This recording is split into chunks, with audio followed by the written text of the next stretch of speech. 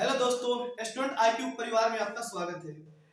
Student, आज की video में हम लोग देखेंगे मौर्य वंश के बारे में, है ना, मौर्य साम्राज्य के बारे में। इसके पहले वाले वीडियो में हम लोगों ने 6ठी शताब्दी ईसा पूर्व जो भी राजनीतिक विस्तार थे उनके बारे में हम लोगों ने देखा था। इस वीडियो में हम लोग मौर्य साम्राज्य के बारे में देखेंगे। इसके पहले वाले वीडियो में हम लोग देखेंगे कैसे महापद्मनंद जो है नंद वंश का शासक था। उसके बाद से सबसे अंतिम राजा नंद वंश का जो है ना वह घनानंद हुआ, और घनानंद को चाणक्य की सहायता से चंद्रगुप्त मौर्य ने जो है ना उसका हत्या करके, है ना, और मगध पर मौर्य वंश का स्थापना किया। तो इसको देखिए, मौर्य वंश की स्थापना चंद्रगुप्त मौर्य ने की थी। इस बात को वह भारत का प्रथम ऐतिहासिक सम्राट था। वह ऐसा पहला सम्राट था जिसने बृहत्तर भारत पर अपना शासन स्थापित किया। यानी चंद्रगुप्त मौर्य एक ऐसा शासक था जिसने पूरे भारत पर यानी बृहत मात्रा में अपना शासन क्या किया, तो स्थापित करने का प्रयास किया। ठीक है ना, जिसका विस्तार ब्रिटिश साम्राज्य से बड़ा था। इसका विस्तार जो था ब्रिटिश साम्राज्य से बड़ा था। उसके साम्राज्य की सीमा ईरान से मिलती थी। तो याद रखिए, उसके साम्राज्य की सीमा ईरान से भी मिलती थी। उसने ही भारत को सर्वप्रथम राजनीतिक रूप से एक वध किया। सर्वप्रथम भारत को राजनीतिक रूप से एक वध करने वाला चंद्रगुप्त मौर्य ही था। विशाख दत्त की एक पुस्तक है इसका नाम है मुद्राक्षर। तो याद रखिएगा, मुद्राक्षर किसकी रचना है? तो ये मुद्राक्षर जो है वह विशाख दत्त की पुस्तक का नाम है। तो विशाख दत्त की पुस्तक का नाम है मुद्राक्षर। में चंद्रगुप्त को नंदराज का पुत्र माना गया है। इसको नंदराज का पुत्र माना गया है। तो क्वेश्चन पूछता है कि किस ऐसे किताब में चंद्रगुप्त को नंदराज का पुत्र माना गया है? तो यह विशाख दत्त की पुस्तक है मुद्राक्षर। तो विशाख दत्त की पुस्तक जो है मुद्राक्षस में इसको नंद राज का क्या माना गया, तो पुत्र माना गया है। मुद्राक्षस में चंद्रगुप्त मौर्य को वृषल तथा कुलहीन भी कहा जाता है, यानी छोटे कुल में जन्म लेने वाला भी कहा जाता है। तो ये आपको विशाख दत्त की पुस्तक में ही आपको मिलेगा, मुद्राक्षस में ही इसको वृषल कहा गया है तथा कुलहीन भी कहा गया है। धुंडी राज, है ना, धुंडी राज ने मुद्राक्षस पर टीका लिखी थी, है ना, टीका लिखी थी। मुद्राक्षस के अतिरिक्त विशाख दत्त के नाम से दो अन्य रचनाओं का भी उल्लेख प्राप्त होता है। एक देवी चंद्रगुप्तम, याद रखिएगा, देवी चंद्रगुप्तम, और दूसरा अभिसारिका वचिंतम। अभिसारिका वचिंतम, ये दो चीजें आपको देखने को मिलेगी। अभिसारिका वचिंतम में आपको देखने को मिलेगा कि क्षेमेंद्र इसको लिखा है बृहत कथा मंजरी। तो याद रखिएगा, क्षेमेंद्र की पुस्तक का नाम क्या है, तो बृहत कथा मंजरी। तथा सोमदेव ने कथा सरित सागर में चंद्रगुप्त के शूद्र उत्पत्ति के विषय में विवरण मिलता है। बौद्ध ग्रंथ, ये भी याद रखिएगा, बौद्ध ग्रंथ महाबोधि वंश के अनुसार चंद्रगुप्त राजकुल से संबंधित था। अब देखिए, बौद्ध ग्रंथ के अनुसार कि जो चंद्रगुप्त था वह राजकुल से संबंधित था, लेकिन मुद्राक्षस में इसको कुलहीन बताया गया है, वृषाल बताया गया है। तथा वह मौर्य नगर में उत्पन्न हुआ था। यह मौर्य नगर में उत्पन्न हुआ था। हेमचंद्र के परिष्ठित पर्वन, एक हेमचंद्र की पुस्तक का नाम है परिष्ठित पर्वन में चंद्रगुप्त को म्यूर पोस्को के ग्राम के मुखिया के पुत्री का पुत्र बताया गया है। याद रखिएगा, म्यूर पोस्को के ग्राम के मुखिया के पुत्री का पुत्र बताया गया है, ये भी याद रखिएगा। उसके बाद कुछ ब्रिटिश लोग भी इसका ये किए हैं। देखिए, विलियम जोन्स पहले विद्वान थे जिन्होंने सैंड्रोकोटस, याद रखिएगा, विलियम जोन्स पहले विद्वान थे जिन्होंने सैंड्रोकोटस की पहचान मौर्य शासक चंद्रगुप्त मौर्य से की है। तो विलियम जोन्स ने इसकी पहचान सैंड्रोकोटस से की है। तो क्वेश्चन आता है सैंड्रोकोटस की पहचान किसने की है, तो आपके विलियम जोन्स ने की है। ठीक है ना, हम लोग इसके बाद ऑब्जेक्टिव क्वेश्चन भी करेंगे। याद रखिएगा, ये थोड़ा सा 2 मिनट का थ्योरी है, इसको पढ़ लेते हैं। उसके बाद हम लोग क्या करेंगे, तो आपके ऑब्जेक्टिव क्वेश्चन भी करेंगे, तो आपको कहीं जाने की जरूरत नहीं है। उसके बाद से एरियन तथा प्लूटार्क ने चंद्रगुप्त मौर्य को एंट्रोकोटस के रूप में वर्णित किया है। याद रखिएगा, एरियन तथा प्लूटार्क ने चंद्रगुप्त मौर्य को एंट्रोकोटस के रूप में वर्णित किया है। अब देखिए, विलियम जोन्स ने क्या बताया है इसको, विलियम जोन्स ने इसको सेंट्रोकोटस बताया है। विलियम जोन्स ने इसको सेंट्रोकोटस बताया है, लेकिन वहीं ये एंड्रोकोटस प्लूटार्क ने, तो एलियन तथा प्लूटार्क ने चंद्रगुप्त मौर्य को एंड्रोकोटस, सेंट्रोकोटस बताया है विलियम जोन्स ने, लेकिन एंड्रोकोटस बताया है एलियन तथा प्लूटार्क ने। जस्टिन ने सेंड्रोकोटस यानी चंद्रगुप्त मौर्य का सिकंदर महान की भेंट का उल्लेख किया है। हाँ सही बात है, सिकंदर से इसकी मुलाकात हुई थी, इसने ही यह क्या किया था, सिकंदर को भगाने में क्या रहा, तो कामयाब रहा अपने जो है ना गुरु की मदद से, चाणक्य की मदद से। ऋषि चाणक्य ने अपने पुत्र का नाम चाणक्य रखा था, ऋषि चाणक्य ने अपने पुत्र का नाम चाणक्य रखा था। अर्थशास्त्र के लेखक के रूप में इसी पुस्तक में उल्लेखित कौटिल्य तथा एक पदखंड में उल्लेखित विष्णुगुप्त नाम की सभ्यता चाणक्य से की जाती है। पुराणों में इसे द्विज सर्व यानी श्रेष्ठ ब्राह्मण कहा गया है। कौटिल्य यानी जिसको चाणक्य कहा जाता है द्वारा मौर्य काल में रचित अर्थशास्त्र शासन के सिद्धांतों के पुस्तक है। तो एक शासन का सिद्धांत का पुस्तक है। इसमें राज्य के सप्तांग सिद्धांत यानी राजा के आमादत्य, जनपद, दुर्ग, कोष, दंड एवं मित्र की व्याख्या मिलती है। यानी ये सभी चीज राजा के अंदर होनी चाहिए। कौटिल्य का अर्थ ऐतिहासिक ग्रंथ नहीं है, अपितु यह राजनीतिक शास्त्र का एक अद्वितीय ग्रंथ है। इसकी तुलना मैकियावेली के प्रिंस से की जाती है, चाणक्य की। चंद्रगुप्त मौर्य ने दक्षिणी भारत की विजय प्राप्त की थी, एकमात्र ऐसा शासक था जिसने दक्षिण भारत पर विजय प्राप्त किया था, इसीलिए इसका बहुत बड़ा नाम हुआ था। तो चंद्रगुप्त मौर्य ने दक्षिण भारत की विजय प्राप्त की थी। जैन एवं तमिल साक्ष्य भी चंद्रगुप्त मौर्य के दक्षिण विजय की पुष्टि करते हैं, ये भी बताते हैं कि हाँ ये दक्षिण भारत में गया था, ये क्योंकि जैन एवं तमिल साक्ष्य भी इस बात को बताते हैं। राजनीतिक तौर पर समस्त भारत का एकीकरण चंद्रगुप्त मौर्य के नेतृत्व में संभव हुआ। प्रारंभिक विजय का फलस्वरूप चंद्रगुप्त का साम्राज्य व्यास नदी से लेकर सिंधु नदी तक के प्रदेश पर हो गया।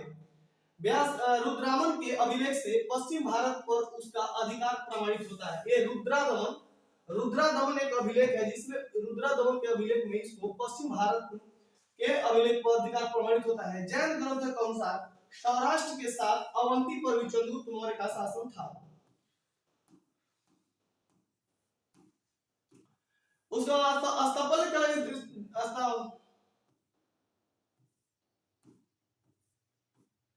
चलिए अब इसका क्वेश्चन देखते हैं हम।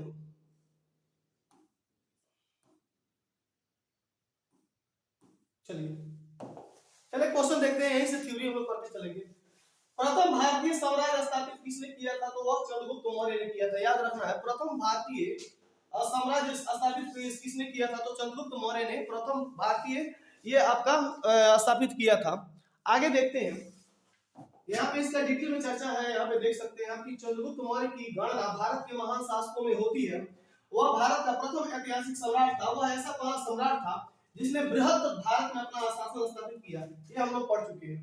भारत में पहले साम्राज्य की स्थापना किस शासक के द्वारा की गई थी, तो वह था हमारा चंद्रगुप्त मौर्य था। ये हमारा चंद्रगुप्त मौर्य ही था जिसने सबसे पहले भारत में शासन का स्थापना किया था। नेक्स्ट क्वेश्चन की तरफ आगे बढ़ते हैं।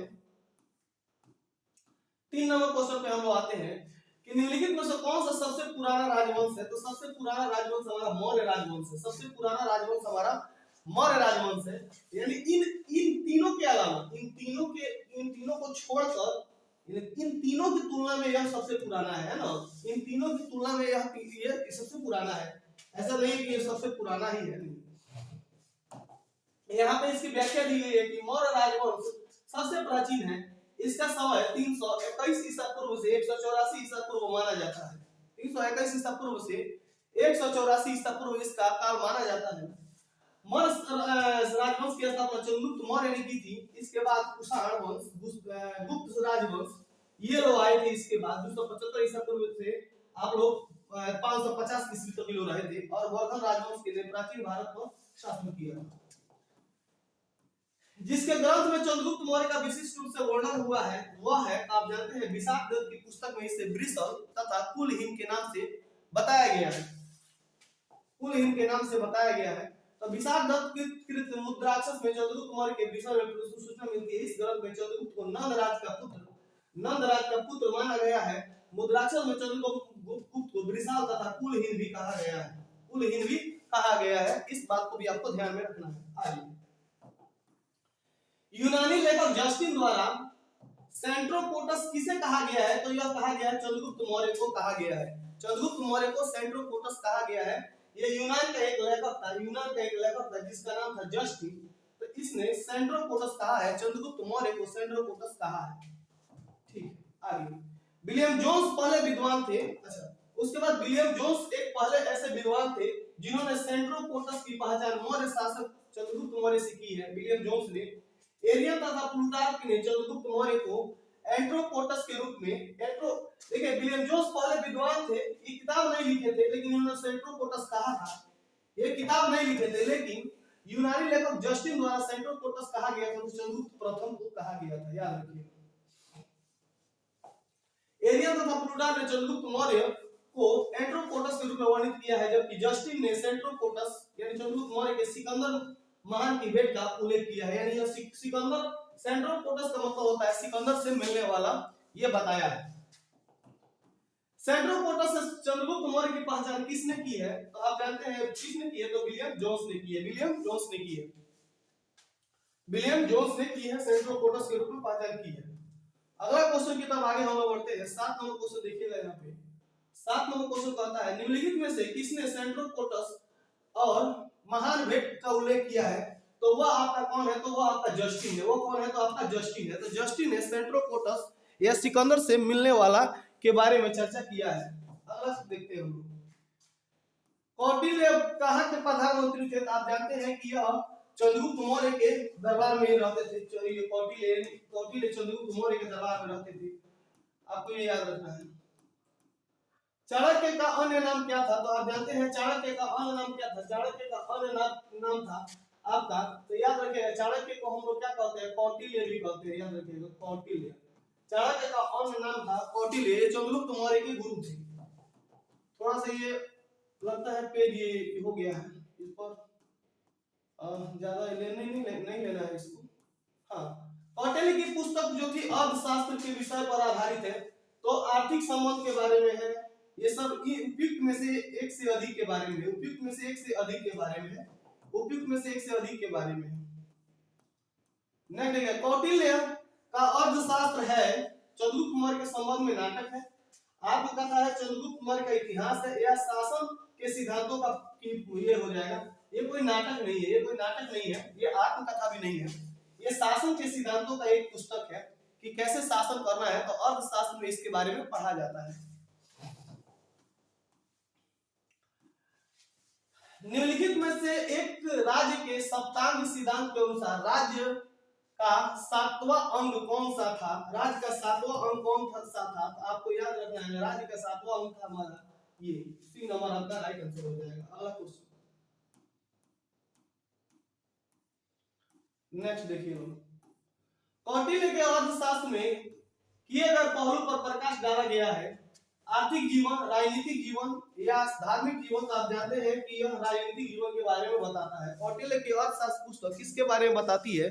तो कौटिल्य की अर्थशास्त्र पुस्तक जो होती है वो राजनीतिक नीतियां यानी राजनीति के बारे में आपका बताती है। इस बात को भी आपको याद रखना है। नेक्स्ट, कौटिल्य अर्थशास्त्र के अनुसार निम्नलिखित में से कौन सा सही है? न्यायिक दंड के परिणाम स्वरूप कोई व्यक्ति बास हो सकता था। स्त्री दास अपने मालिक के सत्संग में पुत्र जन्म पर कानूनी तौर पर मुक्त हो जाती थी। यदि स्त्री दास का मालिक उस स्त्री से पैदा हुए पुत्र का पिता हो तो उस पुत्र को मालिक का पुत्र होने का कानूनी हक मिलता था। तो आपका क्या हो जाएगा? तो केवल 1 और 2 आपका राइट आंसर हो जाएगा। 1 और 2 आपका राइट आंसर हो जाएगा। तो न्यायिक दंड के परिणाम स्वरूप कोई व्यक्ति दास हो सकता था। 2 नंबर 1 और 2 आपका दोनों सही है। 1 और 2 आपका दोनों सही है, इसीलिए हमारा राइट आंसर हो जाएगा। हमारा राइट आंसर हो जाएगा ये 1 और 2। 1 और 2 हमारा राइट आंसर हो जाएगा। अगला क्वेश्चन की तरफ बढ़ते हैं। अगला क्वेश्चन कह रहा है निम्नलिखित में से किसकी तुलना मैकियावेली से की गई है? मैकियावेली के प्रिंस से की गई है, तो वही है कालिदास का नहीं, ये कौटिल्य का अर्थशास्त्र। तो कौटिल्य का अर्थशास्त्र की पुस्तक की तुलना ये आपका मैकियावेली से की गई है, मैकियावेली के प्रिंस से की जाती है, मैकियावेली के प्रिंस से की जाती है। यहाँ पे देखिए व्याख्या कि अर्थशास्त्र राजनीतिक शास्त्र का एक अद्वितीय ग्रंथ है, इसकी तुलना मैकियावेली के प्रिंस से की जाती है, मैकियावेली के प्रिंस से की जाती है, मैकियावेली के प्रिंस से की जाती है। अगला क्वेश्चन देखिएगा, नेक्स्ट क्वेश्चन, किसके शासनकाल में डिमेकस भारत आया था। तो याद रखिएगा, बिंदुसार के शासनकाल में डिमेकस भारत आया था। तो याद रखना है कि बिंबिसार के समय में डिमेकस, ये सीरियन यात्री था, वह बिंदुसार के शासनकाल में यहाँ पे आया था। तो यहाँ पे देखो, स्ट्रैबो कौन सा, सीरिया के राजा एंटियोकोस ने डिमेकस नामक एक राजदूत को, या डाइमेकस नामक अपना राजदूत बिंदुसार की राज्यसभा में भेजा था। यह मेगा आस्थानित के स्थान पर आया था, चंद्रगुप्त यानी बिंबिसार। अगला, बिंबिसार के शासनकाल में अशोक ने अवंती महाजनपद जीतकर मौर्य साम्राज्य में मिला लिया था। इसका उल्लेख किस ग्रंथ में मिलता है? अब चंद्रगुप्त मौर्य के बाद आता है बिंबिसार का शासन। तो बिंबिसार के बारे में देखिएगा थोड़ा सा। बिंदुसार के शासन काल में अशोक ने अवंती महाजनपद जीतकर मौर्य साम्राज्य में मिला लिया था। इसका उल्लेख किस ग्रंथ में मिलता है? तो मिलता है बुद्ध घोष के समंत पासदीका में इसका वर्णन मिलता है। बुद्ध घोष की समंत पाददिशा में इसका वर्णन मिलता है। ठीक है। अगला, बिंदुसार के शासनकाल में अशोक ने अवंती महाजनपद जीतकर मौर्य साम्राज्य में मिला लिया था। इसका उल्लेख बुद्ध घोष की सामंत पासादिका नामक ग्रंथ में मिलता है। याद रखना है, बुद्ध घोष की एक रचना है समंत पासादिका नामक ग्रंथ में मिलता है। दिव्यावदान से ज्ञात होता है कि बिंदुसार के शासनकाल में अशोक अवंती का उपराजा था। तो बिंदुसार के शासनकाल में, बिंदुसार चूंकि इसके पिता थे, इसके शासनकाल में यह अवंती का उपराजा यानी वायसराय था। भूतकाल में अवंती महाजनपद भारत के 16 महाजनपदों में से एक था। तो अवंती महाजनपद 16 महाजनपदों में से एक था, जिसमें मगध भी एक महाजनपद ही था। भूतकाल में अवंती महाजनपद भारत के 16 महाजनपदों में से एक था। यह महाजनपद मालवा क्षेत्र में अवस्थित था। इसके दो भाग थे, उत्तरी अवंती जिसकी राजधानी उज्जैनी, जबकि दक्षिणी अवंती जिसकी राजधानी महिष्मती थी। तो उत्तरी की राजधानी उज्जैनी थी, उत्तर से उज्जैनी, और दक्षिणी की दस से ये आपका था महिष्मती था, जिसका वर्णन हम लोग बाहुबली फिल्म में देखते हैं ना, महिष्मती साम्राज्य। अगर पाटलिपुत्र में स्थित चंद्रगुप्त मौर्य का महल मुख्यतः बना था। किसका बना था? तो आप जानते हैं कि यह लकड़ी का बना हुआ था। किसका बना हुआ था? तो यह लकड़ी का बना हुआ था। तो पाटलिपुत्र में स्थित चंद्रगुप्त मौर्य का महल मुख्यतः बना हुआ था, तो वह लकड़ी का बना हुआ था। यानी आंसर हो जाएगा हमारा लकड़ी का बना हुआ था। नेक्स्ट क्वेश्चन की ओर आते हैं हम। बिहार में पटना यानी पाटलिपुत्र में स्थित बुलंदी बाग एवं कुम्हार में की गई खुदाई से मौर्य काल का लकड़ी के विशाल भवनों के अवशेष प्रकाश में आए हैं। इन्हें प्रकाश में लाने का श्रेय स्पूनर महोदय को है। बुलंदी बाग से नगर के परकोटे पर अवशेष तथा कुम्हार से राजप्रसाद के अवशेष प्राप्त हुए हैं। किस प्राचीन नगर के अवशेष आप जानते हैं कि यह इसका अवशेष प्राप्त हुआ है? तो पाटलिपुत्र में स्थल से प्राप्त हुए हैं। तो पाटलिपुत्र से इसके अवशेष प्राप्त हुए। नेक्स्ट क्वेश्चन की तरफ आगे बढ़ते हैं। बुलंदी बाग प्राचीन स्थान था, तो किसका स्थान था? तो यह पाटलिपुत्र। बुलंदी बाग प्राचीन स्थान किसका था? तो यह पाटलिपुत्र का ये था। हम लोग इसका व्याख्या देख चुके हैं। निम्नलिखित में से किस मौर्य राजा ने दक्कन की विजय प्राप्त की थी? तो दक्कन की विजय प्राप्त करने वाला एकमात्र था चंद्रगुप्त मौर्य। यानी दक्कन यानी दक्षिणी भारत का विजय प्राप्त करने वाला एकमात्र शासक था, वह था आपका चंद्रगुप्त मौर्य। तो मौर्य साम्राज्य के शासक चंद्रगुप्त मौर्य ने दक्षिण भारत की विजय प्राप्त की थी। इस संदर्भ में अशोक के अभिलेखों, जैन एवं तमिल साक्ष्यों से जानकारी प्राप्त होती है कि दक्षिणी भाग के अनेक स्थलों में अशोक के अभिलेख प्राप्त हुए हैं, किंतु अशोक ने एकमात्र कलिंग विजय ही की है। और इसी कलिंग विजय के बाद अशोक ने अपना अस्त्र त्याग कर दिया था। अतः ऐसी स्थिति में दक्षिण में विजय का श्रेय हमें चंद्रगुप्त मौर्य को ही देना पड़ेगा, क्योंकि बिंदुसार की विजय अत्यंत संदिग्ध है। बिंदुसार का विजय अत्यंत संदिग्ध है एवं इतिहास में उसे एक विजेता के रूप में स्मरण नहीं किया जाता है। ये बिंदु भर ही शासन करके रह गया था, याद रखना है। जैन एवं तमिल साक्ष्य भी चंद्रगुप्त मौर्य का दक्षिण विजय की पुष्टि करते हैं। ठीक है, आगे देखते हैं हम लोग। नेक्स्ट क्वेश्चन की तरफ आगे बढ़ते हैं हम लोग। देखते हैं मालवा, गुजरात एवं महाराष्ट्र किस शासन में पहली बार जीता था? तो वह है आपका चंद्रगुप्त मौर्य, क्योंकि बिंदुसार तो उतना था नहीं और अशोक का सिर्फ कालिंग युद्ध के बारे में 261 ईस्वी पूर्व में कालिंग के राजा खारवेल थे, उनकी बेटी से इसको थोड़ा सा प्रेम था, उसके बारे में यहाँ पे चर्चा किया गया है। तो मालवा गुजरात और महाराष्ट्र किस शासक ने पहली बार जीता था? तो वो था चंद्रगुप्त मौर्य ने सबसे पहले जीता था। तो आप जानते हैं राजनीतिक तौर पर लगभग समस्त भारत का एकीकरण चंद्रगुप्त मौर्य के नेतृत्व में संभव हुआ था। प्रारंभिक विजय का फलस्वरूप चंद्रगुप्त मौर्य का साम्राज्य जो था वह ब्यास नदी से लेकर सिंधु नदी तक के प्रदेश पर हो गया था। तो याद रखिएगा, ब्यास नदी से लेकर सिंधु नदी तक इसका प्रदेश हो गया था। रुद्रदमन के अभिलेख से, रुद्रदमन का एक अभिलेख से इसे प्राप्त होता है कि पश्चिम भारत पर उसका अधिकार प्रमाणित होता है।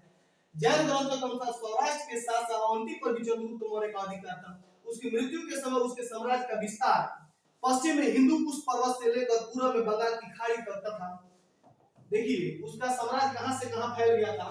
तो कहते हैं मृत्यु के समय उसके साम्राज्य का विस्तार पश्चिम में हिंदू कुश पर्वत से लेकर पूर्व में बंगाल की खाड़ी तथा उत्तर में हिमालय की श्रृंखलाओं से लेकर दक्षिण में मैसूर तक था। इतना महान मतलब कि ये शासक था चंद्रगुप्त मौर्य कि इसने इतना जो है अपने साम्राज्य का विस्तार किया था। अभिलेख जिससे यह प्रमाणित होता है कि चंद्रगुप्त का प्रभाव पश्चिम भारत पर था, तो वह कालिंग शिलालेख से नहीं होता है, रुद्रदमन के शिलालेख से होता है। वह रुद्रदमन के शिलालेख से होता है। यहाँ पे आप देख सकते हैं कि रुद्रदमन, हमारा राइट आंसर हो जाएगा रुद्रदमन के जूनागढ़ शिलालेख से हमें ज्ञान होता है कि वह दक्षिण भारत में है ना अपना पांव पसारा हुआ था। 150 ईस्वी के रुद्रदमन के जूनागढ़ शिलालेख में आंध्र और सौराष्ट्र गुजरात पर चंद्रगुप्त मौर्य के प्रांतीय राज्यपाल पुष्यगुप्त द्वारा सिंचाई के बांध का निर्माण किया गया, जिससे यह सिद्ध होता है कि पश्चिम भारत का यह भाग मौर्य समाज में शामिल था।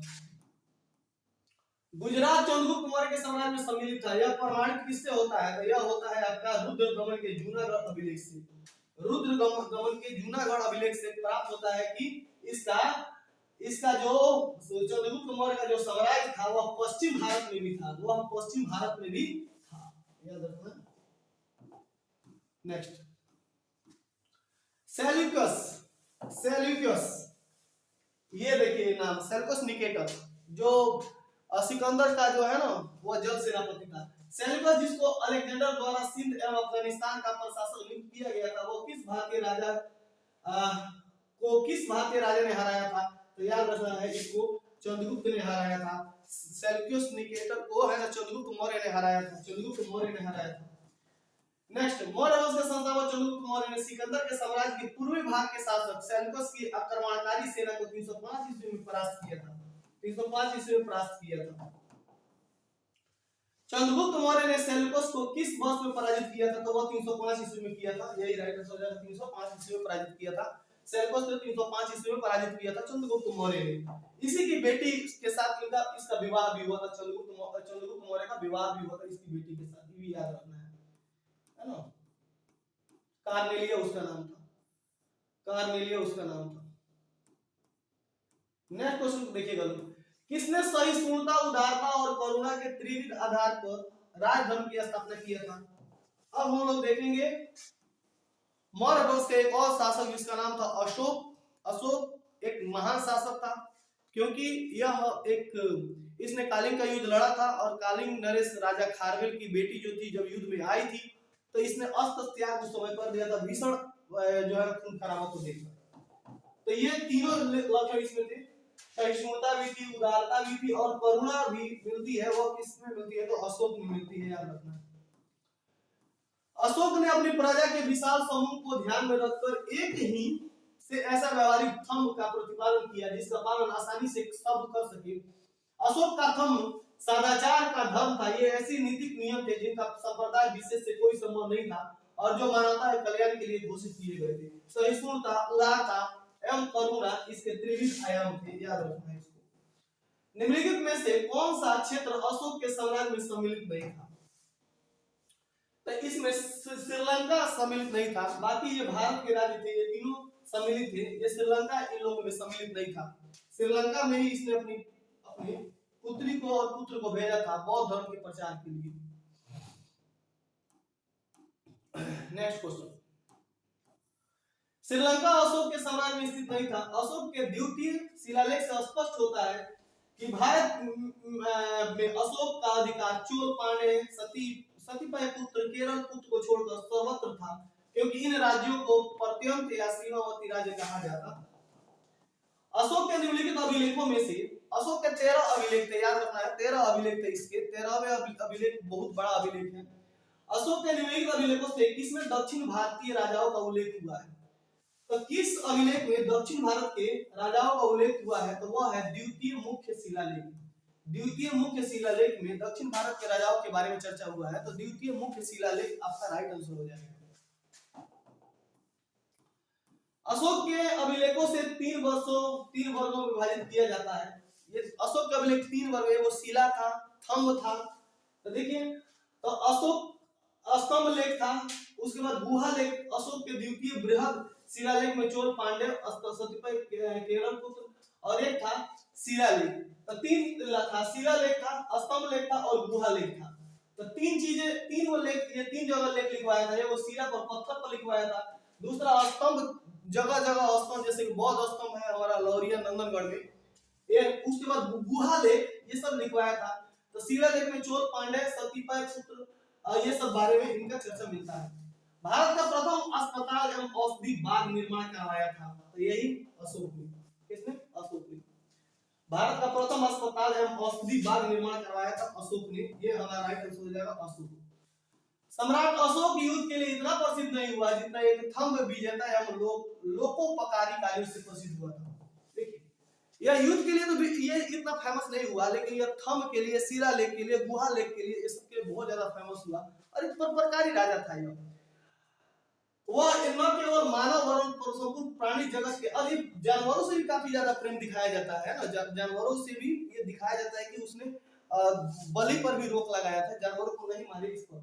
इसी कारण उसने पशु पक्षियों के वध पर भी प्रतिबंध लगा दिया था। अशोक ने लोक हित के लिए छायादार वृक्ष, धर्मशालाएं बनवाई तथा कुएं भी खुदवाए। अशोक ने अपने ही शासनकाल में मनुष्यों और पशुओं के लिए उपयोगी औषधि हेतु प्रथम अस्पताल और साधारण एवं औषधि बागों का निर्माण कराया था। नेक्स्ट, अशोक ने बौद्ध होते हुए भी हिंदू धर्म में आस्था नहीं छोड़ा। इसका प्रमाण है देवनाम प्रिय की उपाधि। इसको देवनाम प्रिय कहा जाता था क्योंकि देवताओं को भी प्रिय था। देवनाम प्रिय की उपाधि इसको यह बताती है कि यह बौद्ध धर्म तो था ही, हिंदू धर्म कभी यह नहीं छोड़ा था। देवनाम प्रिय की उपाधि इसकी। अशोक 272 ईस्वी पूर्व में लगभग मगध के राज सिंहासन पर बैठा था। यह भी याद रखिएगा कि यह 272 ईस्वी पूर्व में राज सिंहासन पर बैठा हुआ था। 272 ईस्वी पूर्व में लगभग मगध की गद्दी पर बैठा था तथा 269 ईस्वी पूर्व के लगभग उसका राज्याभिषेक हुआ था। 269 ईस्वी पूर्व में इसका राज्याभिषेक हुआ था।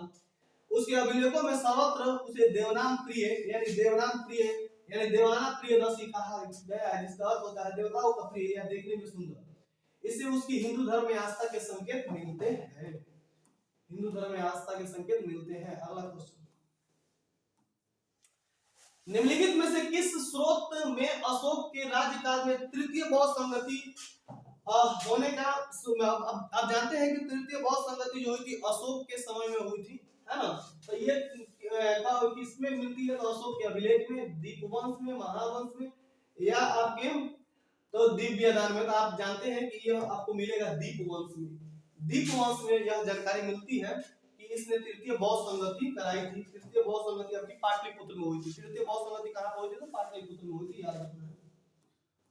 सिंहली और रुसुतियों दीपवंश तथा महावंश के अनुसार अशोक के राज्यकाल में पाटलिपुत्र में बौद्ध तृतीय बौद्ध संगति हुई थी। पाटलिपुत्र में अशोक करवाया था। बौद्ध धर्म की तृतीय संगति हुई थी। इसकी अध्यक्षता मोगलीपुत्र तिस नामक प्रसिद्ध बौद्ध भिक्षु ने की थी। तो मोगलीपुत्र ने की थी पाटलिपुत्र में जो बौद्ध संगति हुई थी, तृतीय बौद्ध संगति। सबसे लास्ट हुआ था कुंडल वन में, सबसे लास्ट हुआ था आपका। नेक्स्ट, अशोक के शासनकाल में बौद्ध सभा किस नगर में आयोजित की गई थी? तो अशोक के शासनकाल में पाटलिपुत्र में अशोक सभा ये की गई थी, पाटलिपुत्र में की गई थी। और वह कैसी थी? तो तृतीय बौद्ध संगति। मोगलीपुत्र इसका अध्यक्ष एक भिक्षु थे। निम्नलिखित मौर्य शासक बौद्ध धर्म के अनुयायी थे। इनमें से कौन कौन बौद्ध धर्म के अनुयायी थे? तो आप जानते हैं कि अशोक तो था ही, बिंदुसार नहीं था, लेकिन ये याद रखना है कि 2 और 4। बिंदुसार तो था नहीं, तो ये दोनों थे, दशरथ और अशोक। दशरथ और अशोक ये दोनों बौद्ध धर्म से थे। ये चंद्रगुप्त नहीं था, बिंदुसार भी नहीं था। ठीक है, आगे बढ़िए। मौर्य शासकों में अशोक और उसका पुत्र दशरथ, पौत्र, पौत्र मन होता है पोता, पौत्र दशरथ बौद्ध धर्म के अनुयायी थे। दशरथ भी अशोक की तरह देवनाम प्रिय की उपाधि धारण करता था। ये देवनाम प्रिय पोता थोड़ा सा ये भी ज्यादा पड़ गया था। रजुक थे, चोल राज्य में व्यापारी थे, मौर्य शासन में अधिकारी थे। तो ये हो जाए मौर्य शासन में अधिकारी थे, मौर्य शासन में अधिकारी थे। आपका यही राइट आंसर हो जाएगा रजुक। तो रजुक कौन थे? तो मौर्य शासन में अधिकारी के रूप में जाने जाते हैं। अगला क्वेश्चन देखिएगा। अशोक के अभिलेखों में रज्जुक नामक अधिकारी का उल्लेख मिलता है और ये क्यों फेमस है देख लीजिए।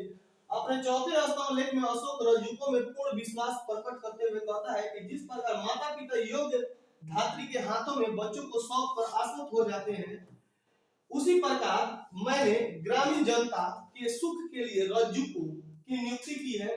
रज्जुकों की स्थिति आधुनिक जिला अधिकारी जैसी थी, जिन्हें राजस्व तथा न्याय दोनों क्षेत्रों में अधिकार प्राप्त है। तो अशोक के बारे में मिलता है, रज्जुक के बारे में मिलता है मौर्य वंश में। मौर्य वंश में अशोक, ये इन लोगों के बारे में हमें जानकारी मिलती है, ये भी याद रखना। सार्थवाह किसे कहते थे? तो सार्थवाह कहा जाता था व्यापारियों के काफिले को, व्यापारियों के काफिले को, व्यापारियों के काफिले को सार्थवाह कहा जाता था। याद रखना है, व्यापारियों के काफिले को सार्थवाह कहा जाता था। इस बात को आपको याद रखना है। मौर्य काल में व्यापारी काफिलों को सार्थवाह की संज्ञा दी गई थी। इसका उल्लेख कौटिल्य कृत अर्थशास्त्र में भी प्राप्त होता है। तो ये एक कहावत यानी व्यापारियों के काफिला को कहा जाता है। निम्नलिखित में से कौन सा अधिकारी मौर्य प्रशासन का भाग नहीं था? बताइए इनमें से कौन सा मौर्य प्रशासन का भाग नहीं था? तो हमारा राइट आंसर हो जाएगा अग्रहारी, अग्रहारी। बाकी युक्त, रज्जुक भी थे लोग और प्रादेशिक में थे लोग, ये मौर्य में भाग थे लोग, ये एक नहीं था। तो अशोक के लेख में उसके प्रशासन में कुछ महत्वपूर्ण पदाधिकारियों के नाम मिलते हैं। अशोक के तृतीय शिलालेख, अशोक का तृतीय शिलालेख में 3 पदाधिकारी के नाम मिलते हैं। ये तीनों पदाधिकारी हैं युक्त, रज्जुक और प्रादेशिक। तो ये तीसरे अभिलेख में देखिए 3 नाम है, तीसरा अभिलेख 3 के बारे में जानकारी देता है। तो एक ट्रिक है, याद रखिएगा। तीसरा अभिलेख है 3 चीजों के बारे में जानकारी देगा। एक देगा युक्त, रज्जुक और प्रादेशिक के बारे में जानकारी देगा। इसको आपको याद रखना है। सारनाथ स्तंभ का निर्माण किया था, सिंपल बात है भाई, अशोक ने। ये सब अशोक, जितना स्तंभ था, स्तंभ का संबंध ये अशोक से ही होगा। जितना भी स्तंभ की बात चले तो सभी अशोक ही आप आंख मूंद कर लगाइएगा, बाकी किसी में नहीं आपको लगाना है। अशोक नाम सुनते ही आप लगा दीजिएगा। सारनाथ स्तंभ का निर्माण अशोक ने करवाया था। इस स्तंभ के शीर्ष पर सिंह की आकृति बनी हुई है। तो हम जानते हैं कि हमारा राष्ट्रीय चिन्ह भी सारनाथ के अशोक स्तंभ से ही लिया गया है, जिसमें 3 मुंह वाला शेर के बारे में बताया गया है। चलिए अगला देखते हैं। निम्नलिखित में से किसे सर्वश्रेष्ठ स्तूप मानते हैं? तो सबसे अच्छा स्तूप माना जाता है सांची का स्तूप। सांची का स्तूप ये सबसे अच्छा स्तूप है हमारा, सांची का स्तूप। तो सांची का स्तूप सबसे अच्छा स्तूप है। यह कहां पे है ये भी देख लीजिए लोग। स्थापत्य कला के दृष्टिकोण से सांची का स्तूप को 100% स्तूप माना गया है। यह मध्य प्रदेश के रायसेन जिले में है।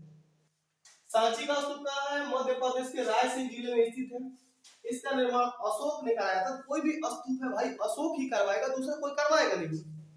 इस स्तूप का आरंभिक काल 3री शताब्दी पूर्व था, अतः विकल्प सी सही है। जबकि भरहुत का स्तूप मध्य प्रदेश के सातना जिले में स्थित है।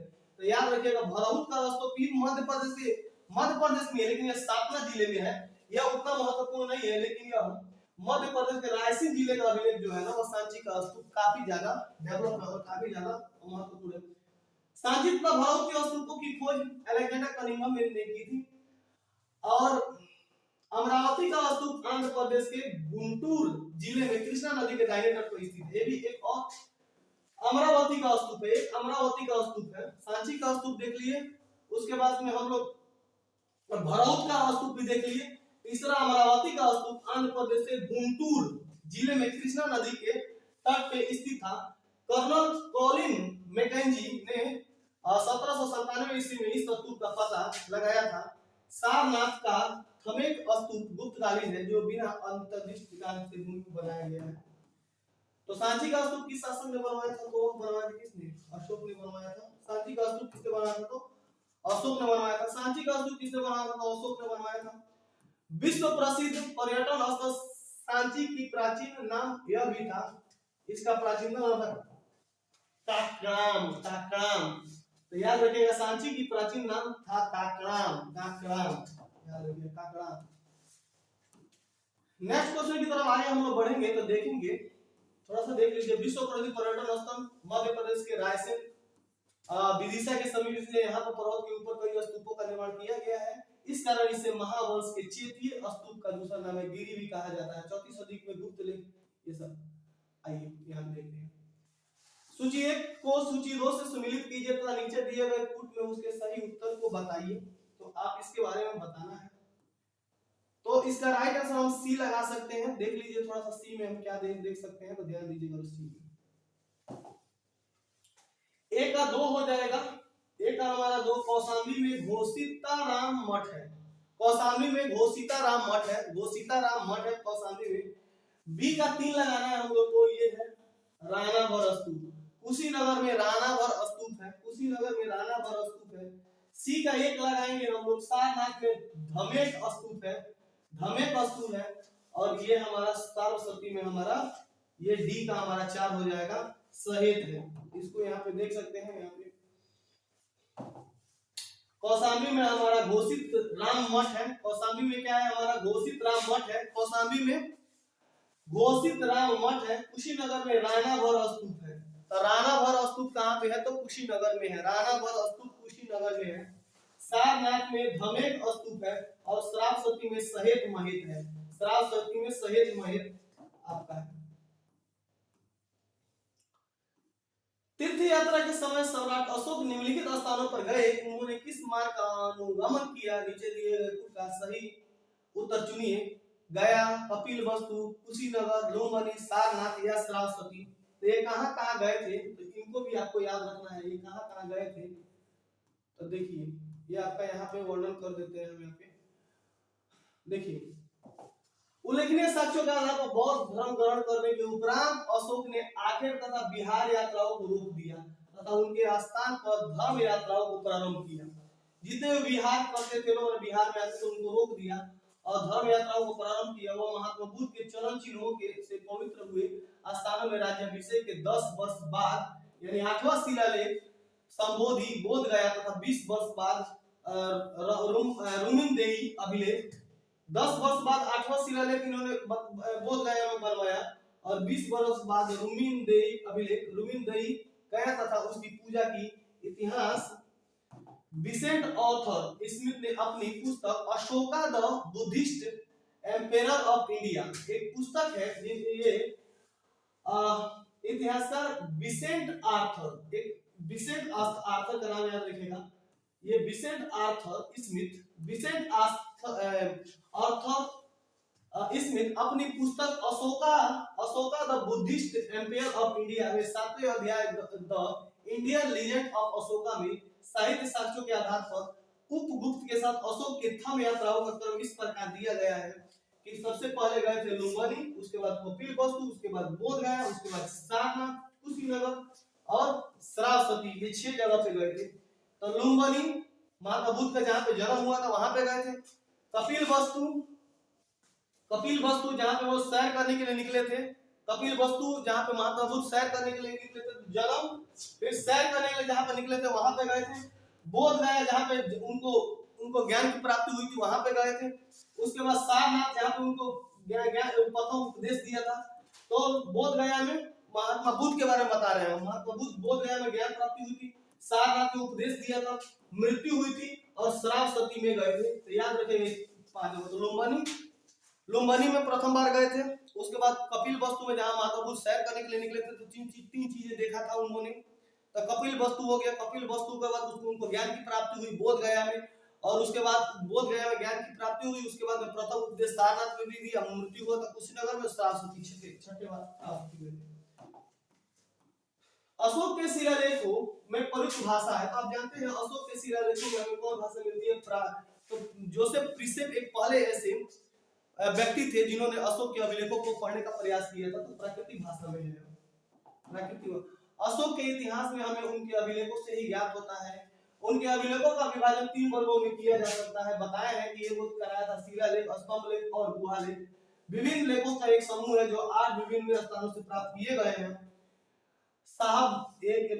साहबजादीगढ़, मानसेरा, कालसी, गिरनार, धौली, जौहर, एरांगी तथा सोपारा। अशोक के अधिकांश अभिलेख प्राकृतिक भाषा एवं ब्राह्मी लिपि में लिखे गए हैं। केवल 2 अभिलेख शाहबाजी एवं मनासेरा की लिपि ब्राह्मी नामों का खरोष्टी है। तक्षशिला के अरमाइक लिपि में लिखा गया एक भग्न अभिलेख से सरेकुना नामक स्थान से यूनानी तथा ये सब चीजें यहाँ पे देखें। निम्नलिखित में से कौन सा अशोककालीन अभिलेख खरोष्टी लिपि में है? तो खरोष्टी लिपि में है एकमात्र अभिलेख है शाहबाजगढ़ी अभिलेख जो है खरोष्टी लिपि में है, याद रखिएगा। बाकी सब प्राकृतिक लिपि में है, नेक्स्ट क्वेश्चन की ओर आगे बढ़ते हैं हम लोग। पत्थर पर प्राचीनतम शिलालेख किस भाषा में थे? तो प्रथम और प्राचीनतम शिलालेख आपके थे प्राकृतिक भाषा में। पत्थर पर प्राचीनतम शिलालेख किस भाषा में थे? तो वो आपके प्राकृतिक भाषा में थे। तो पत्थर पर प्राचीनतम शिलालेख आपके वह किस भाषा में थे? तो वो थे प्राकृत भाषा में। ब्राह्मी लिपि का प्रथम उदाचन किस पर उत्कीर्ण अक्षरों में किया गया था? तो वह था पत्थर की पट्टियों पर। आपका राइट आंसर हो जाएगा पत्थर की पट्टियों पर। अशोक के शिलालेखों को सर्वप्रथम किसने पढ़ा था? आप जानते हैं जोसेफ जेम्स प्रिसेप ने सबसे पहले पढ़ा था। अशोक के अभिलेखों को सर्वप्रथम पढ़ा था तो जेम्स प्रिसेप ने। ब्राह्मी लिपि को सर्वप्रथम किसने पढ़ा था? तो वह जेम्स प्रिसेप ने पढ़ा था। अगला क्वेश्चन, अशोक के शिलालेखों को पढ़ने वाला प्रथम अंग्रेज था वही आपका जेम्स प्रिसेप का। सम्राट अशोक के राजवंशों का सबसे पहले विकुटन डिसाइफर किसने किया था? तो यही जेम्स प्रिसेप हो जाएगा। मौर्य साम्राज्य के पेशावर के निकट उत्तर पश्चिम भाग में अशोक के शिलालेख थे, ये खरोष्टी लिपि में। कौन लिपि में थे? तो खरोष्टी लिपि थे। तो पेशावर के निकट उत्तर पश्चिम भाग में जो अशोक के अभिलेख थे वह खरोष्टी लिपि में थे, है ना। शाहबाजगढ़ी के अभिलेख खरोष्टी लिपि में आपको देखने को मिलते हैं। तो देख लीजिए यहाँ पे मौर्य साम्राज्य के पेशावर के निकट उत्तर पश्चिम भाग में खरोष्टी लिपि में अशोक के अभिलेख प्राप्त हुए हैं। अशोक के अधिकांश अभिलेख प्राकृत एवं ब्राह्मी भाषा में लिखे गए हैं। 2 अभिलेख शाहबाजगढ़ी एवं मानसेरा, शाहबाजगढ़ी और मानसेरा ये 2 खरोष्टी लिपि में है। बाकी सब प्राकृतिक एवं ब्राह्मी लिपि में लिखे गए हैं, है ना। तो सारेकुना की लिपि अरमाइक एवं यूनानी है और एक सारेकुना की लिपि अरमाइक एवं यूनानी है। 2 चीजें याद रखनी है। वह स्थान जहां पाक अशोक ब्राह्मी लिपि का पता चला था, नागा अर्जुन कोंडा, अनुराधपुरा, ब्रह्मगिरी या मौष्टी अभिलेख, तो आपका राइट आंसर हो जाएगा अनारुद्धपुरा हो जाएगा। तो ये भी ध्यान रखना है कि प्राक अशोक ब्राह्मी 4वीं शताब्दी ईसा पूर्व लिपि का पता श्रीलंका स्थित अनुराधपुरा से चला है। तो ये श्रीलंका में है, अनुराधपुरा से चला है। कुछ और स्थानों में अभिलेख से इस प्रकार की लिपि का साक्ष्य प्राप्त हुआ है जिनके नाम इस प्रकार हैं: पिपराहवा, सहगौरा एवं महास्थान। प्राचीन भारत में निम्नलिखित में कौन सी एक लिपि दाई से बाई ओर लिखी जाती थी? तो दाई से बाई ओर लिखी जाती थी। नहीं, यहाँ से उर्दू भी आज इसी तरह लिखा जाता है। तो दाई से बाई ओर लिखी जाती थी उस समय खरोष्टी लिपि। खरोष्टी लिपि दाई से बाई ओर लिखी जाती है, याद रखना है। दाई से बाई ओर लिखी जाती है, इधर ऐसे लिखा जाता है इसको। नेक्स्ट क्वेश्चन आगे बढ़ते हैं हम लोग। निम्नलिखित में प्राचीन भारत की कौन सी लिपि दाहिने से बाईं ओर लिखी जाती थी? वो आपकी खरोष्टी है। वो कौन है? तो खरोष्टी है।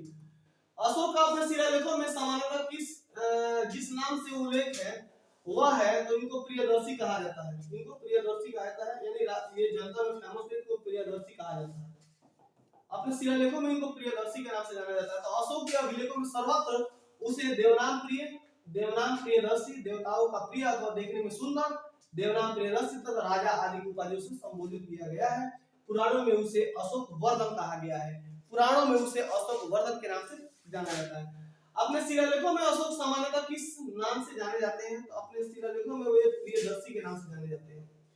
65 बीपीएससी में पूछा था प्री में। अभिलेखों ने किस शासक का उल्लेख प्रियदर्शी एवं देवनाम प्रिय के रूप में किया है? तो हो जाएगा अशोक के बारे में।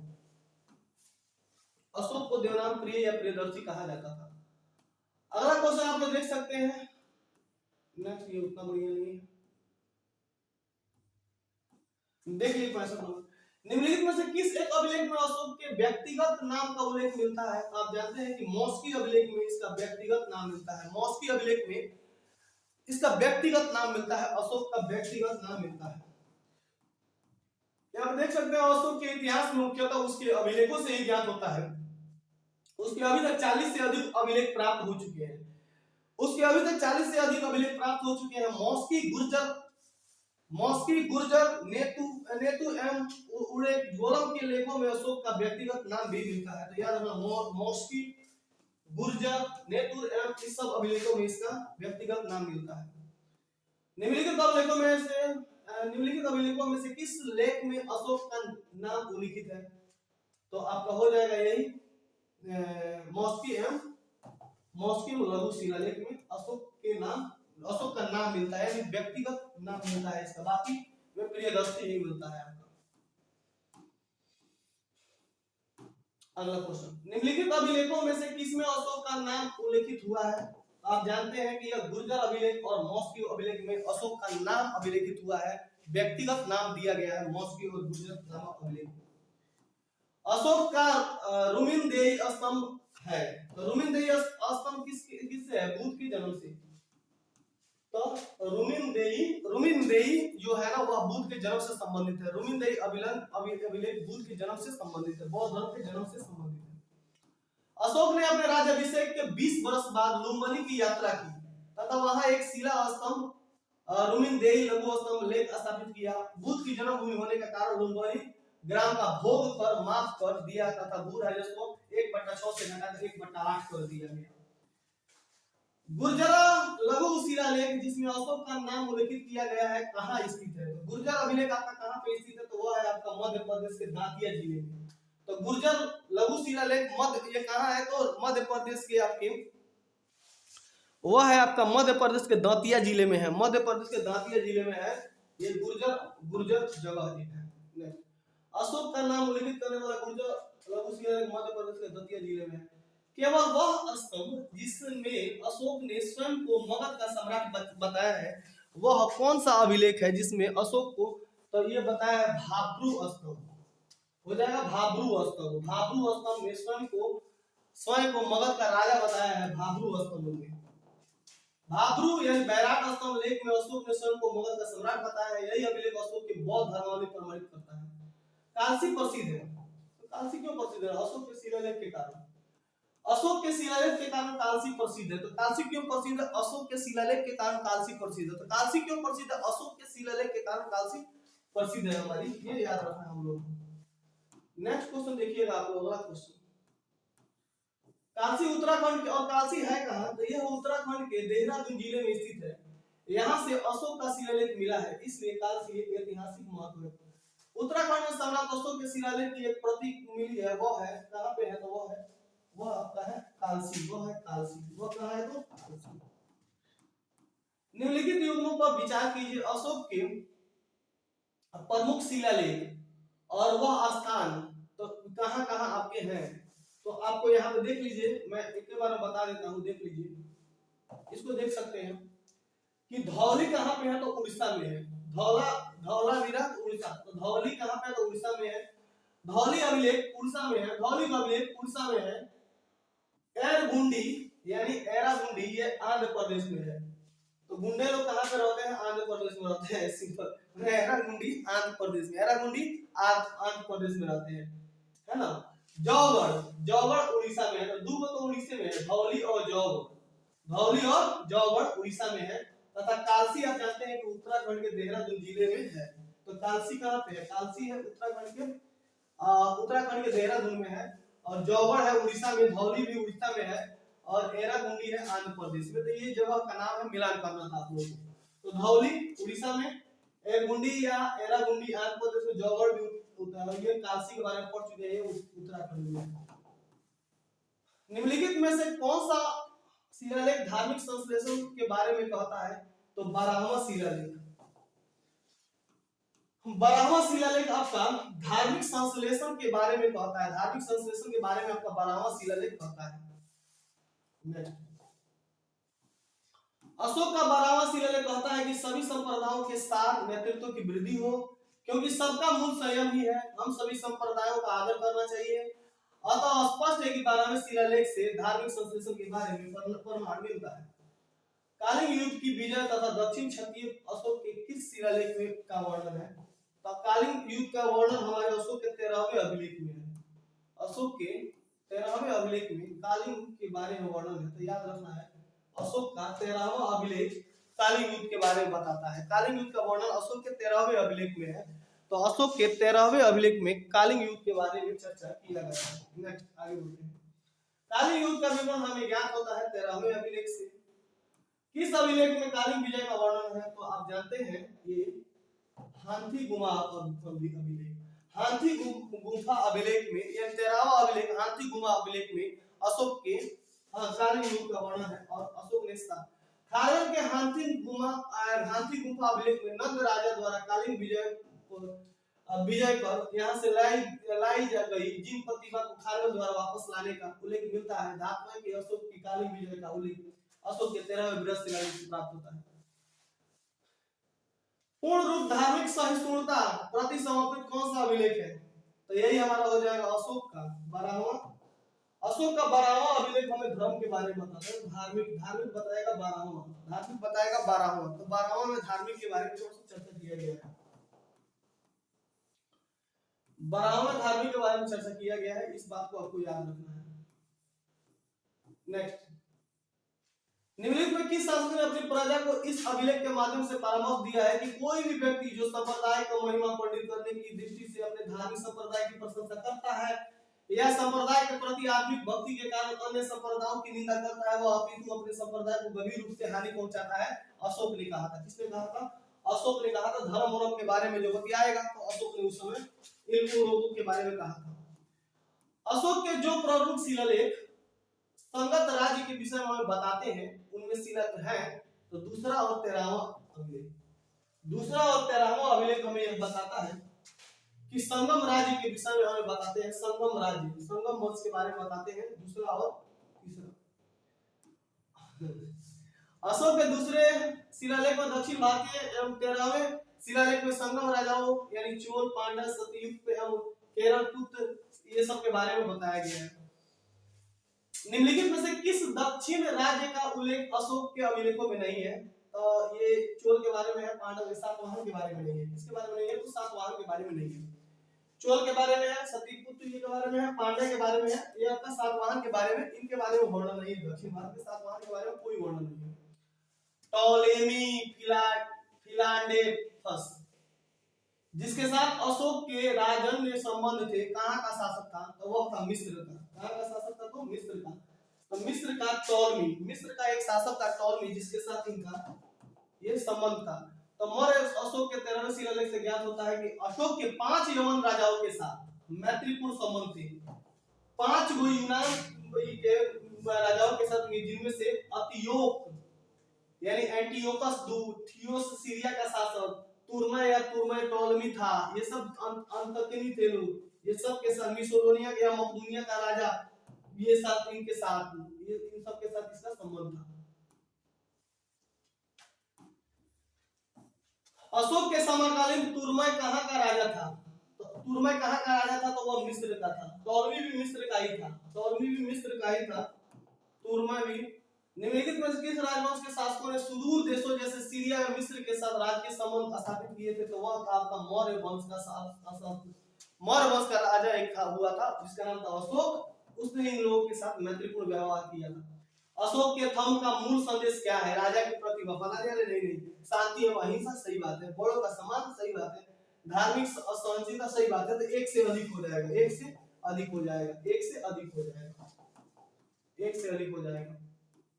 निम्नलिखित में से अशोक के किस अभिलेख में पारंपरिक अवसरों पर पशु बलि पर रोक लगाई गई थी? तो पशु बलि पर रोक लगाया गया था आपका, पशु बलि पर रोक लगाया था 5वें अभिलेख में। देखिए 5वें अभिलेख में पशु बलि पर रोक लगाया गया था। एक क्वेश्चन पूछ देता है कि किस अभिलेख में पशु बलि पर रोक लगाया गया था? तो वह अशोक का 5वां अभिलेख था। तो अशोक के 5वें अभिलेख से हमें प्राप्त होता है कि पशु बलि पर निंदा किया गया है 5वें अभिलेख में। पंच प्राणियों, है ना, प्राणियों को नहीं मारो, प्राणी प से पंच प्राणियों यानी जीवों की हत्या नहीं करें, ये 5वें अभिलेख में बताया गया है। तो अशोक के किस अभिलेख में जीव जंतुओं के पशु बलि के बारे में बताया गया है? तो वो 5वें अभिलेख में बताया गया है। निम्नलिखित प्राचीन भारतीय अभिलेखों में से कौन एक खाद्यान्न को देश संकट में उपयोग हेतु सुरक्षित रखने के बारे में आदेश देता है? तो वह है सहगौरा ताम्रपत्र। सहगौरा ताम्रपत्र आपका राइट आंसर हो जाएगा, सहगौरा ताम्रपत्र। नेक्स्ट देखिएगा, अशोक ने कालीन को मौर्य साम्राज्य में जोड़ लिया था, सही बात है। कालीन दक्षिण भारत को जाने वाले स्थलीय एवं समुद्री मार्गों को नियंत्रित करता था। ए और आर दोनों सही है, आज ए की सही व्याख्या करता है। आपका राइट आंसर देखते हैं क्या हो जाएगा। राइट आंसर हो जाएगा ए, बिल्कुल सही है, दोनों वाक्य आपके बिल्कुल सही थे। मौर्यकालीन शासकों में धार्मिक आधार पर भू अनुवाद दिया जाता था, ये छोड़िए इसको। प्रसिद्ध यूनानी राजदूत मेगास्थनीज भारत में किसके साथ आया था? आप जानते हैं कि मेगास्थनीज आया था सेल्यूकस निकेटर के साथ। सेल्यूकस निकेटर के साथ आया था और चंद्रगुप्त मौर्य के दरबार में आया था, और चंद्रगुप्त मौर्य के दरबार में यह बहुत दिनों तक रहा। इसने इंडिका नामक पुस्तक लिखी थी। मेगास्थनीज नामक पुस्तक कौन है? इंडिका।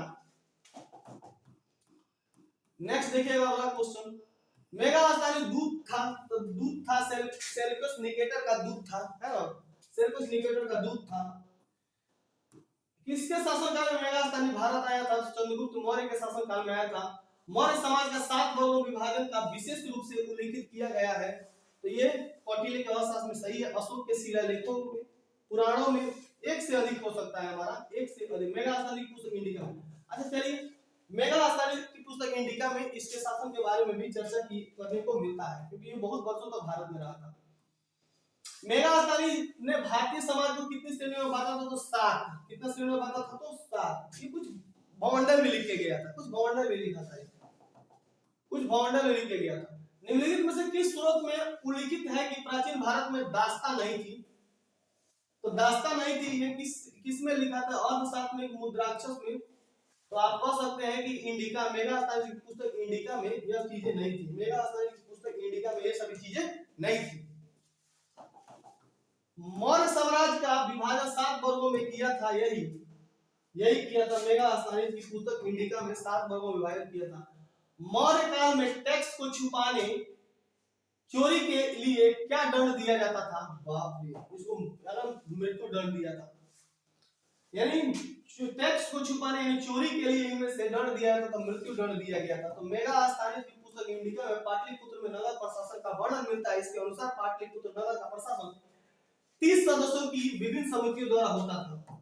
कितने समितियों की? 30 समितियों द्वारा होता था। इसकी कुल 6 समितियां होती थी, तथा प्रत्येक समिति में 5 सदस्य होते थे। 6 × 5 30 हो गया। छठी समिति का कार्य बिक्री का वसूल करना था। छठी समिति का बिक्री को वसूल करना था।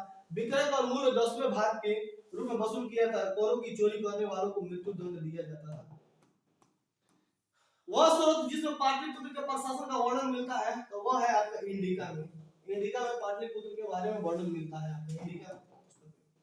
निम्नलिखित में से कौन स्रोत मौर्य के नगर प्रशासन का विस्तृत वर्णन प्रस्तुत करता है? तो वही है अशोक का अभिलेख, मौर्य वंश के बारे में हमें बताता है जाकर।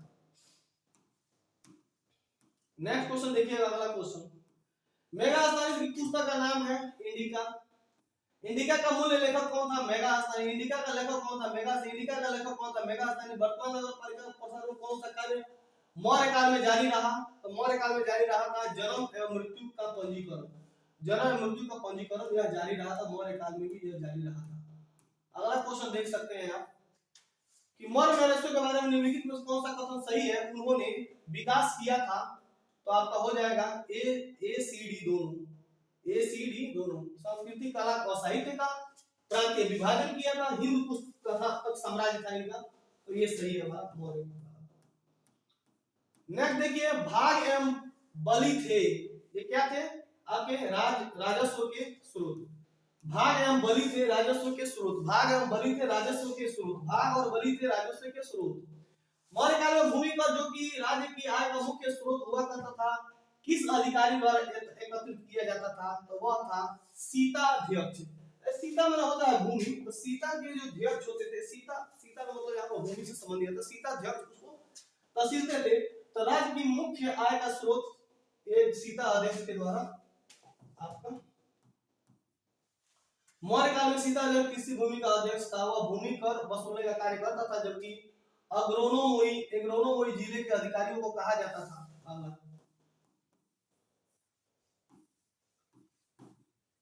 मौर्य काल में सीता को से क्या तात्पर्य है, तो राजकीय भूमि से प्राप्त आय, तो सीता एक राजकीय भूमि से प्राप्त आय के बारे में जाना जाता है।